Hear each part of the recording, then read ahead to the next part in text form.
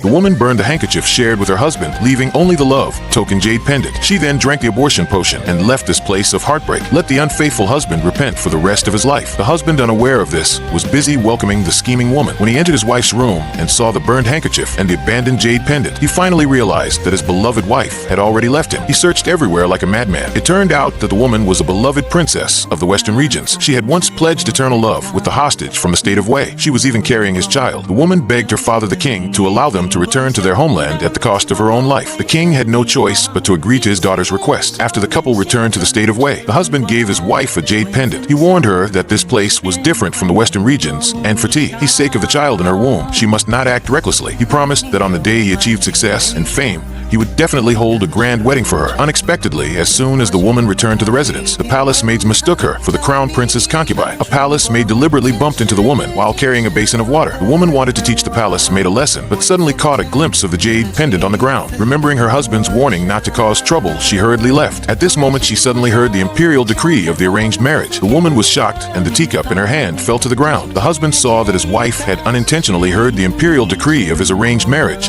to the prime minister's daughter. He hurriedly explained that this was just a temporary measure. He had just returned to the court, and his position was still unstable, and the people's hearts were not yet settled. If he disobeyed the decree, he would surely be severely punished. He said that the wedding date was still far away, and he would definitely find a way to cancel the marriage. The woman believed her husband's sweet words. She returned to the back courtyard, still worried. At this time, the scheming woman came in. Seeing that a mere concubine dared to be disrespectful to her, she ordered the palace maids to push the woman to the ground and severely punish her. The husband heard the news and rushed over, intending to help his beloved wife. The scheming woman, relying on her father being the prime minister who held power over the court, threatened him with the position of crown prince. The scheming woman noticed that the woman was pregnant. She signaled to the palace maids beside her with her eyes, hinting that this child must not be allowed to live. When the woman regained consciousness, she had already been changed into the clothes of a lowly servant. She also learned that today was the day of her husband's wedding to the scheming woman. The woman was shocked and turned pale upon hearing this. Her husband had clearly promised to cancel the marriage. Only now did she realize that everything was a lie. Even the grand wedding he promised her had been given to someone else. She decided to leave and not cause any more trouble for her husband, so she burned the handkerchief and hung the jade pendant on the flower branch. She resolutely drank the abortion potion and left in despair. The husband thought that his wife was still angry, so he left his new bride and went to visit her. He pushed open the door only to find the room empty. The palace maid lied and said that the woman had left after seeing them get married. The husband still did not believe that his wife would abandon him until he saw the handkerchief that had turned to ashes and the jade pendant hanging on the flower branch. Only then did he wake up as if from a dream, realizing that his beloved wife had indeed left. He was about to go after her when he suddenly saw the abortion potion on the table. At that moment, he finally realized how terribly wrong he had been.